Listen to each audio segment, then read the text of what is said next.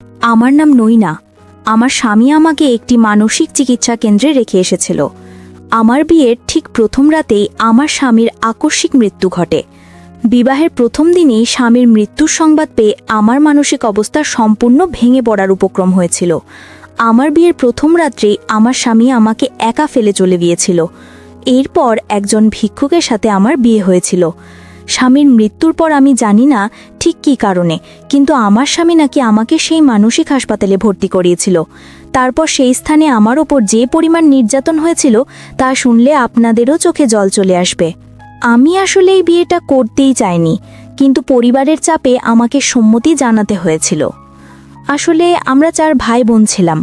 আমাদের এক ভাই ছিল যে বয়সে আমার চেয়ে 3 বছরের বড়। আমার বড় দিদির বিয়ে সম্পন্ন হবার পর মা আমার ভাইকে প্রায়ই বলতো যেন সে বিয়ে করে ঘরে বউ নিয়ে আসে, তাতে আমাদের বাকি 2 বোনের বিয়ে দিতে মায়ের সুবিধা হবে এবং বাড়ির কাজকর্মেও মা সাহায্য পাবে। কিন্তু আমার ভাই সাফ জানিয়ে দিয়েছিল যে আমাদের 2 বোনের বিয়ে না হওয়া পর্যন্ত সে বিবাহ করবে না। আমার ভাইয়ের কলেজের পড়াশোনা প্রায় শেষের দিকে ছিল। এদিকে ভাই ছোটখাট কাজ করে আমাদের সংসারের ভার বহন করত। মাঝে মধ্যে আমার ভাইয়ের বন্ধুরা আমাদের বাড়িতে আসতো। তাদের মধ্যে অর্জুন নামের ভাইয়ের এক বন্ধু ছিল যে প্রায়শই আমাদের বাড়িতে আসতো ভাইয়ের সাথে দেখা করার জন্য। অর্জুন যখনই আমাদের গৃহে আসতো, আমি তাকে দেখা মাত্রই নিজেকে ঘরের আড়ালে লুকিয়ে ফেলতাম, কারণ কোনো এক অজ্ঞাত কারণে তাকে আমার একদমই পছন্দ হতো না। সে যখনই আমাদের বাড়িতে আসতো আমার দিকে এক অদ্ভুত দৃষ্টিতে তাকিয়ে থাকতো এবং তার সেই দৃষ্টির ভঙ্গি দেখে আমার অত্যন্ত অস্বস্তি হতো। যদিও আমার বাড়ির অন্য কেউ এই বিষয়টি কখনো খেয়ালই করেনি যে অর্জুন আমার দিকে অমনভাবে তাকিয়ে থাকে, কিন্তু আমি ঠিকই বুঝতে পারতাম অর্জুনের নজর যে আমার ওপরেই ছিল তা আমি টের পেতাম। তাই অর্জুন যখনই আমাদের বাড়িতে আসতো আমি অন্য ঘরে চলে যেতাম। অর্জুনের আগমনের সময় যদি আমি কখনো ভুল করেও তার দিকে তাকাতাম, তখন সেও আমার দিকে তাকিয়ে রহস্যময় হাসি হাসত। কিন্তু আমি তার এই ধরনের আচরণকে কোনো গুরুত্বই দিতাম না। আমি কখনোই অর্জুনকে কোনো প্রকার প্রশ্রয় দিইনি, কারণ আমি এই ধরনের জটিলতায় জড়াতে চাইতাম না। আমি পড়াশোনায় অত্যন্ত ভালো ছিলাম।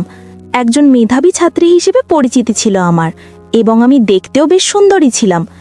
আমার স্বপ্ন ছিল যে পড়াশুনো শেষ করে আমি নিজের পায়ে দাঁড়াবো, কোথাও চাকরি করে নিজের পরিবারকে আর্থিকভাবে সহায়তা করব, কারণ আমাদের সংসার অত্যন্ত কষ্টে চলতো। আমার ভাই অনেক কষ্ট করে উপার্জন করে এই সংসার সাজাতো। অর্জুন আমার ভাইয়েরই সমবয়সী ছিল। আমি ভেবেছিলাম যে এই ব্যাপারটা আমার ভাই এবং মাকে জানাবো, যে অর্জুন যাতে আর আমাদের বাড়িতে না আসে, কিন্তু লজ্জার কারণে আমি মা এবং ভাইকে কিছুই বলতে পারিনি। কারণ অর্জুন কেবল আমাকে তাকিয়ে দেখতো আর মুচকি হাসতো। এর বাইরে এসে আমাকে এখনো পর্যন্ত কিছুই বলেনি। তাই আমি মা ও ভাইকে কি বলতাম? যদি বলতাম যে অর্জুন আমার দিকে নোংরা দৃষ্টিতে তাকায় আর হাসে, তাহলে হয়তো ভাই ও মা আমাকেই ভুল বুঝতো। এই আশঙ্কায় আমি তাদের কিছুই জানাইনি, বরং আমি নিজেই সতর্ক হয়ে থাকতাম। আমার দাদার বন্ধুরা সবাই ধনী পরিবারের সন্তান ছিল, কেবল আমার দাদাই ছিল মধ্যবিত্ত পরিবারের। তাদের মধ্যে অর্জুন ছিল অনেক বড়লোক ঘরের ছেলে। অর্জুনের বাবা জীবিত ছিলেন না, কিন্তু আমি শুনেছিলাম যে অর্জুনের বাবা তার সমস্ত জমি জমা এবং 2টো বাড়ি তার একমাত্র ছেলে অর্জুনের নামে বিল করে দিয়ে গেছেন। অর্জুনের আরও 3 ভাই বোন ছিল, যার মধ্যে 2জন ছিল বোন। এদিকে আমার ভাই বলেছিল যে সে আমার জন্য পাত্র খুঁজবে এবং খুব শিগগিরই আমার বিয়ে দিয়ে আমাকে শ্বশুরবাড়িতে পাঠাবে। কিন্তু আমি মা ও ভাইকে স্পষ্ট জানিয়ে দিয়েছিলাম যে আমি এখন বিয়ে করতে চাই না, আমি আরও পড়াশুনো করতে চাই। আমি যখন পড়াশুনো চালিয়ে যাবার জন্য মা ও ভাইয়ের কাছে অনুরোধ করলাম, তখন তারা দুজনেই বলেছিল ঠিক আছে, যেহেতু আমি পড়াশোনায় খুব ভালো ছিলাম তাই তারা আমাকে পড়াশুনো করার সুযোগ দেবে বলে কথা দিয়েছিল। কিন্তু একদিন আমি যখন কোচিং সেন্টার থেকে ক্লাস শেষ করে বাড়ি ফিরলাম, তখন দেখলাম আমার ছোট বোন আমার দিকে তাকিয়ে অনবরত হেসেই চলেছে। আমি তাকে জিজ্ঞেস করলাম, তুই এভাবে আমার দিকে তাকিয়ে হাসিস কেন? তখন আমার ছোট বোন বলল, দিদি, তোর বিয়ে ঠিক হয়ে গেছে, তুই এবার খুব তাড়াতাড়ি শ্বশুর বাড়ি চলে যাবি। তোর জন্য আজ আমাদের বাড়িতে একটা সম্বন্ধ এসেছিল, আর তারা অনেক ধনী। ওরা তোর ছবি দেখেই তোকে নির্বাচন করেছে, কারণ তুই যে আমার খুব সুন্দরী দিদি, তাই তো তোর ছবি দেখেই তারা তোকে পছন্দ করে নিয়েছে। আমি তখন রেগে গিয়ে আমার কান মলে দিয়ে বললাম, তুই জানিস আমি এখন এইসব বিয়ে টিয়ে করতে চাই না, তাই আমার সামনে আর এই ধরনের কথা বলবি না। আমি পড়াশুনো করে নিজের পায়ে দাঁড়াতে চাই। ঠিক সেই সময় আমার মা ও ভাই ঘরে প্রবেশ করে বলল, এদের রাগ করার কি আছে? তোর বিয়ের বয়স তো হয়েছে। আর তাছাড়া যে ছেলে তোর জন্য বিয়ের সম্বন্ধ পাঠিয়েছে সে তো আর অচেনা কেউ নয়। ও হলো তোর ভাইয়ের বন্ধু অর্জুন। অর্জুন তোকে অনেক দিন ধরেই পছন্দ করে। ও নিজের মা এবং বোনকে আমাদের বাড়িতে পাঠিয়েছিল বিয়ের প্রস্তাব নিয়ে, এবং তারা তোর ছবি দেখিয়ে তোকে নির্বাচন করেছে। তুই অনেক ভাগ্যবতী যে তোর এত বড় লোক পরিবারে বিয়ে হচ্ছে। তারা এত ধনী হবার সত্ত্বেও নিজে থেকে আমাদের বাড়িতে এসেছিল তোকে নিজেদের বাড়ির বউ করার জন্য। এর চেয়ে বড় সৌভাগ্যের বিষয় আর আমাদের জন্য কি হতে পারে? আর এই কারণে আমি এবং তোর ভাই বিয়েতে সম্মতি দিয়েছি, কারণ এমন ছেলে আমরা আর কোথাও খুঁজে পাবো না। আর লোকেরাও বা কি বলবে যদি আমরা এত ভালো একটা সম্বন্ধ ফিরিয়ে দিই? সবাই তো এটাই ভাববে যে আমাদের মাথা খারাপ হয়ে গেছে, তাই আমরা এত ধনী একটা পরিবারকে প্রত্যাখ্যান করেছি। আর তাছাড়া অর্জুনের মধ্যে কোনো ত্রুটি নেই। সে দেখতে সুন্দর, যথেষ্ট ভদ্র, এবং তার নামে প্রচুর সম্পত্তিও রয়েছে। তাহলে না বলার তো প্রশ্নই ওঠে না। আমি তখন মাকে বললাম, মা তুমি বুঝতে পারছো না কেন? আমি এখন বিয়ে করতে চাই না। আমি পড়াশুনো করে চাকরি করে আমাদের পরিবারের আর্থিক অবস্থার উন্নতি করতে চাই। আর তোমরা আমাকে না জানিয়ে কি করে এই বিয়েতে রাজি হয়ে গেলে? আমি অর্জুনকে একেবারেই পছন্দ করি না। ও যখন আমাদের বাড়িতে আসতো তখন আমার দিকে অদ্ভুত দৃষ্টিতে তাকিয়ে থাকতো। ওই ছেলেটাকে আমার একটাও ভালো লাগে না। তোমরা কেন আমার উপর চাপ সৃষ্টি করছো? তখন ভাই আমার পিঠে হাত বুলিয়ে বলল, অর্জুনকে আমি বেশ কয়েক বছর ধরে চিনি জানি, তাই ছেলেটার সঙ্গে চোখ বন্ধ করে তোর বিয়েটা দিতে পারি। আমার উপর বিশ্বাস রাখ। ওই ছেলের সঙ্গে বিয়ে হবার পর তুই রাজরানীর মতো জীবন কাটাবি।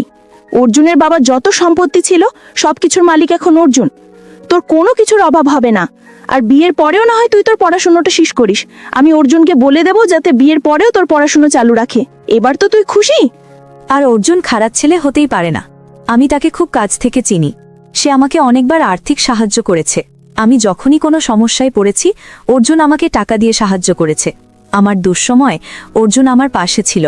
আর এখান থেকেই বোঝা যায় যে ছেলেটা কতটা ভালো। অর্জুন এত ধনী হওয়া সত্ত্বেও আমার মতো এক গরিব ছেলের সঙ্গে বন্ধুত্ব রেখেছে, কারণ তার মনটা খুব বড়। তার কি প্রয়োজন ছিল আমার মতো এক সাধারণ ছেলের সঙ্গে এত গভীর বন্ধুত্বের সম্পর্ক রাখার? কারণ ছেলেটা নিজে থেকেই খুব ভালো, তাই তার মধ্যে কোনো অহংকার নেই। তাই এই বিয়েতে আর কোনো বাধা দিস না। এটা আমার কাছে একটা তোর বড় অনুরোধ। ভাই ও মায়ের কথা শোনার পর আমি আর এই বিয়েতে কোনো আপত্তি করতে পারলাম না। ভাই ও মায়ের মুখের দিকে তাকিয়ে আমি এই বিয়েতে রাজি হয়ে গিয়েছিলাম। তারপর একদিন অর্জুন ও তার মা এসে আমাদের বিয়ের দিন চূড়ান্ত করল। তারা জানিয়েছিল যে আমাদের কাছ থেকে কোনো ধরনের পণ নেবে না, এবং এই বিয়ের সমস্ত খরচ অর্জুনই বহন করেছিল। তারপর বিয়ের পর যখন আমি শ্বশুরবাড়িতে গেলাম তখন আর আমার কিছুই করার ছিল না। অর্জুনকে নিজের স্বামী হিসাবে গ্রহণ করা ছাড়া আমার সামনে আর কোনো পথ খোলা ছিল না। তাই আমি মনে মনে স্থির করে নিয়েছিলাম যে যা হওয়ার তা তো হয়েই গেছে, এবার আমাকে সামনের দিকেই এগিয়ে যেতে হবে। আর যেহেতু আমার ভাই বলেছিল যে সে আমার পড়াশোনার ব্যাপারে অর্জুনকে বলবে যাতে আমার পড়াশোনাটা চালু থাকে, সেই কথাটা ভেবে আমি কিছুটা খুশি ছিলাম যে যাই হোক না কেন বিয়ের পরে আমি অন্ততপক্ষে নিজের পড়াশোনাটা চালিয়ে যেতে পারবো। সেদিন শ্বশুরবাড়িতে গিয়ে শাশুড়ি যখন আমাকে অর্জুনের ঘরে নিয়ে গিয়ে বিশ্রাম করতে বললেন, তখন আমি বিছানায় বসে এটাই ভাবছিলাম যে আমি আমার পড়াশোনা নিয়ে কতই না স্বপ্ন দেখেছিলাম, কিন্তু কত দ্রুত আমার জীবনের সবকিছু পরিবর্তিত হয়ে গেল। এই কথাগুলো যখন ভাবছিলাম ঠিক তখনই আমার স্বামী ঘরের ভেতরে এসে আমার পাশে বসল। তারপর আমার মুখের ঘোমটা তুলে বলল, নইনা, আমি তোমাকে অনেক আগে থেকেই পছন্দ করতাম, কিন্তু তোমাকে কিছু বলার সাহস পাইনি, কারণ আমার মনে একটা ভয় কাজ করত যে যদি আমি তোমাকে সরাসরি কিছু বলি তাহলে হয়তো তুমি আমাকে ভুল বুঝবে। তাই এতদিন চুপচাপ ছিলাম। কিন্তু আমি যখন তোমার ভাইয়ের মুখে শুনলাম যে সে তোমার জন্য একজন ভালো পাত্র খুঁজছে, তখনই আমি মনে মনে সিদ্ধান্ত নিয়েছিলাম যে আমি তোমার ভাই ও মায়ের সঙ্গে তোমার ও আমার বিয়ের ব্যাপারে কথা বলবো। তাই আমার মা ও বোনকে তোমাদের বাড়িতে পাঠিয়েছিলাম আমাদের বিয়ের প্রস্তাব নিয়ে। নইনা, আমি তোমাকে অনেক ভালোবাসি। তোমাকে আমি অনেক সুখে রাখবো। তোমার জীবনে কোনোদিন কোনো কষ্ট আসতে দেব না।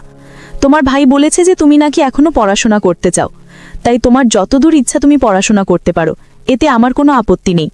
সেদিন আমার স্বামীর কথা শুনে আমি ভীষণ খুশি হয়ে গিয়েছিলাম, কারণ আমি অর্জুনের ব্যাপারে অনেক ভুল ধারণা পোষণ করেছিলাম, এবং আমার ভাই অর্জুনের ব্যাপারে যা বলেছিল সেটাই সত্যি ছিল যে অর্জুন অত্যন্ত ভালো একটি ছেলে। আমার স্বামীর কথা শোনার পর তার প্রতি আমার মনের সমস্ত সন্দেহ আর ভুল ধারণা দূর হয়ে গিয়েছিল এবং অর্জুনের কথা শোনার পর সেদিন আমি তাকে মন থেকেই নিজের স্বামী হিসেবে গ্রহণ করে নিয়েছিলাম। কিন্তু আমি স্বপ্নেও ভাবতে পারিনি যে আমার ভাগ্যে কেবল কষ্টই লেখা ছিল। অর্জুন আমার প্রশংসা করছিল, ঠিক সেই মুহূর্তে তার মোবাইলে একটি ফোন আসে। মোবাইল বেজে উঠতেই আমার স্বামী বলল, আমার একটা খুব জরুরি ফোন এসছে, আমি একটু কথা বলে আসছি। এই বলে সে বিছানা থেকে উঠে ঘরের এক কোণে গিয়ে ফোনে কথা বলতে শুরু করলো। আমার তখন মনে হয়েছিল যে এত রাতে আমার স্বামীকে কে ফোন করতে পারে এবং সে আমার কাছ থেকে দূরে গিয়ে কেন এক কোণে কথা বলছে। আমি যখন তার কথাগুলো শোনার চেষ্টা করলাম তখন সে ফোনে বলছিল, আমি এক্ষুনি আসছি, তুমি আমার জন্য অপেক্ষা করো। কিন্তু আমার স্বামী এত রাতে কোথায় যাওয়ার কথা বলছিল? তারপর সে কথা শেষ করে আমার কাছে এসে বলল, নইনা, আমাকে এক্ষুনি বাইরে যেতে হবে, আমার একজন বন্ধু বিদেশ থেকে আসছে, সে আমাদের বিয়েতে উপস্থিত থাকতে পারেনি, তার আসতে অনেক দেরি হয়ে গেছে, তাই আমাকে এখন এয়ারপোর্ট যেতে হবে তাকে বাড়ি নিয়ে আসার। আর তোমার জন্য তেমনভাবে কোনো উপহারও নিয়ে আসা হয়নি, সেটাও না হয় নিয়ে আসা যাবে। আমি খুব তাড়াতাড়ি বাড়ি ফিরে আসব, তুমি আমার জন্য অপেক্ষা করবে। আর বিয়ের পোশাকে তোমাকে হয়তো খুব ভারী লাগছে, তাই তুমি এই ভারী পোশাকটা খুলে একটা হালকা পোশাক পরে নিতে পারো। আমার ঘরে যে আলমারিটা রাখা আছে সেই আলমারির ভেতরে তোমার জন্য অনেক জামা কাপড় রাখা আছে, সেখান থেকে তোমার পছন্দ মতো একটা বের করে পরে নিতে পারো, তাহলে তোমার আরাম লাগবে। তারপর বাড়ি ফিরে এসে তোমার সঙ্গে আমি অনেক সময় কাটাবো। স্বামীর কথা শুনে আমি তখন অনেক খুশি হয়ে মাথা নেড়ে হ্যাঁ বলেছিলাম। আর স্বামী তখন আমার মাথায় হাত বুলিয়ে বলেছিল, আমার জন্য কিন্তু অপেক্ষা করবে, ঠিক আছে? আমি 1 থেকে 1.5 ঘন্টার মধ্যেই তোমার কাছে আবার ফিরে আসব। এই বলে আমার স্বামী ঘর থেকে বেরিয়ে চলে গেল। তারপর তার কথা মতো যখন আমি বিয়ের পোশাকটা খুলে একটা হালকা ও পাতলা পোশাক পরার জন্য আলমারিটা খুললাম, তখন দেখলাম সেই আলমারিতে অনেক দামি দামি পোশাক রাখা ছিল। সেখান থেকে আমি একটা জামা নিয়ে বিয়ের পোশাকটা বদলে সেই জামাটা পরে নিলাম। তারপর মনে অনেক আশা আর বিশ্বাস নিয়ে খুশি মনে স্বামীর জন্য অপেক্ষা করতে লাগলাম। সে বলে গিয়েছিল 1 থেকে 1.5 ঘন্টার মধ্যেই ফিরে আসবে, কিন্তু তার অপেক্ষা করতে করতে ভোর 4টে বেজে গেল, তখনও স্বামী বাড়ি ফেরেনি। তখন আমি ভাবলাম একটু বিশ্রাম করি। তারপর আমি যখন বেশ ক্লান্ত হয়ে স্বামীর অপেক্ষা করতে করতে বিছানায় শুয়ে পড়েছিলাম, তার কিছুক্ষণ পরই আমার ননদ ঘরের ভেতরে এসে আমাকে অনেক জোরে ডাকতে শুরু করলো। আমি যখন ভয় পেয়ে বিছানায় উঠে বসলাম তখন দেখলাম আমার ননদ কান্নাকাটি করতে করতে আমাকে কিছু বলছে। সেই সময় আমার চোখে এতটাই ঘুম ছিল যে আমি নিজের চোখ দুটিই খুলতে পারছিলাম না। কিন্তু আমার ননদ যা বলেছিল তা শুনে আমার পায়ের তলার মাটি সরে গেল। আমার চোখের ঘুম মুহূর্তেই উধাও হয়ে গেল, কারণ আমার ননদ বলছিল যে আমার স্বামী নাকি আর এই পৃথিবীতে নেই, সে আমাকে ছেড়ে চলে গেছে, তার নাকি এক দুর্ঘটনায় মৃত্যু হয়েছে। আমি তখন অত্যন্ত ঘাবড়ে গিয়ে ননদকে বললাম, তুমি এটা কেমন কথা বলছো? তোমার দাদা তো আমাকে বলে গিয়েছিল যে সে তার বন্ধুকে এয়ারপোর্ট থেকে আনতে যাচ্ছে, তাহলে তার দুর্ঘটনা কিভাবে হতে পারে? অর্জুন আমাকে এভাবে ছেড়ে যেতে পারে না, আমাদের তো কালকেই বিয়ে হয়েছে, তাহলে সে কিভাবে আমাকে ছেড়ে চলে যেতে পারে? অর্জুন আমাকে কথা দিয়েছিল যে সে 1 থেকে 1.5 ঘন্টার মধ্যে বাড়ি ফিরে আসবে, সে আমাকে এভাবে ছেড়ে যেতে পারে না। সেই মুহূর্তে আমি নিজের আবেগ ধরে রাখতে পারছিলাম না, কারণ আমি বিশ্বাসই করতে পারছিলাম না যে আমার স্বামী আমাকে ছেড়ে চলে গেছে। আমি তখন ননদের কথা বিশ্বাস করিনি। তখন আমার শাশুড়ি এসে বললেন যে অর্জুন নাকি সত্যিই আমাদের ছেড়ে চলে গেছে, এবং তার কিছুক্ষণ পরেই অর্জুনের মৃতদেহ আমাদের বাড়িতে নিয়ে আসা হলো। আমি তো তার মুখটা পর্যন্ত দেখতে পারিনি, কারণ আমার মধ্যে তখন আমার স্বামীর মৃত মুখ দেখার মতো শক্তি ছিল না। বিয়ের দিন রাতেই আমার স্বামী আমাকে এভাবে একা ফেলে চলে যাবে আমি কোনোদিন স্বপ্নেও ভাবতে পারিনি। আমার সঙ্গে এতটা খারাপ কিছু ঘটবে আমি তা বিশ্বাসই করতে পারছিলাম না। সবে তো আমার বিবাহিত জীবনটা শুরু হয়েছিল, আর এক মুহূর্তের মধ্যেই আমার সব কিছু থচনচ হয়ে গেল। বিয়ের একদিন পরেই আমি বিধবা হয়ে গেলাম, যা আমার পরিবারের সদস্যদের কাছেও ছিল এক অবিশ্বাস্য ঘটনা। স্বামীর মৃত্যুর পর আমি শ্বশুরবাড়ি ছেড়ে মায়ের কাছে যাইনি, আমি সেই বাড়িতেই ছিলাম। স্বামীর মৃত্যুর পর একজন বিধবাকে যেভাবে জীবন কাটাতে হয় আমি সেভাবেই আমার দিন কাটাচ্ছিলাম। শাশুড়ি আমার শারীরিক এবং মানসিক অবস্থা দেখে যখন বুঝতে পারলেন যে আমার অবস্থা খুবই খারাপ, তখন তিনি আমাকে প্রত্যেক রাতে ঘুমের ওষুধ দিতেন, যাতে আমি একটু শান্তিতে ঘুমোতে পারি। কারণ স্বামীর মৃত্যুর পর আমার খাওয়া দাওয়া ঘুম সবকিছুই নষ্ট হয়ে গিয়েছিল, তাই আমার শাশুড়ি প্রতিদিন রাতে আমাকে একটা করে ঘুমের ওষুধ দিতেন। আর ওই ওষুধ খাওয়ার পর তো আমি শুয়ে পড়তাম, কিন্তু সকাল হলেই কেন জানি মনে হতো যেন আমার মাথা ঠিকমতো কাজ করছে না, এবং আমার মাথায় এত তীব্র যন্ত্রণা হতো যে আমি ঘরের জিনিসপত্র ছুঁড়ে ফেলতাম। দিন দিন আমার পরিস্থিতি এত বেশি খারাপের দিকে যাচ্ছিল যে কোনো আওয়াজ আমার কানে এলেই আমি সহ্য করতে পারতাম না। তখন আমি ঘরের জিনিসপত্রগুলো এদিক ওদিক ছুঁড়ে ফেলতাম। দিন দিন আমার মানসিক অবস্থা খারাপের দিকেই যাচ্ছিল। স্বামীর মৃত্যুর শোকে আমার পাগল হয়ে যাওয়ার মতো পরিস্থিতি তৈরি হয়েছিল। সেই সময় আমি নিজেকে সামলানোর অনেক চেষ্টা করতাম, কিন্তু আমি পারতাম না। একদিন তো আমার শরীর এতটাই খারাপ হয়ে গিয়েছিল যে আমি পাগলামি করতে করতে অজ্ঞান হয়ে পড়েছিলাম। আমি এতটাই অস্বাভাবিক আচরণ করতে শুরু করেছিলাম যে দেওয়ালে নিজের মাথা ঠুকতাম এবং আমার মাথা থেকে রক্ত বের হতে শুরু করত। আমি জানি না আমার কি হচ্ছিল। আমি নিজেকে নিয়ন্ত্রণ করতে পারতাম না। একদিন দেওয়ালে মাথা ঠুকতে ঠুকতেই আমি অজ্ঞান হয়ে পড়েছিলাম। তারপর আমার আর কোনো জ্ঞান ছিল না। এরপর যখন চোখ খুললাম তখন দেখলাম আমি একটা হাসপাতালেই আছি, কিন্তু আমার পাশে কেউ ছিল না।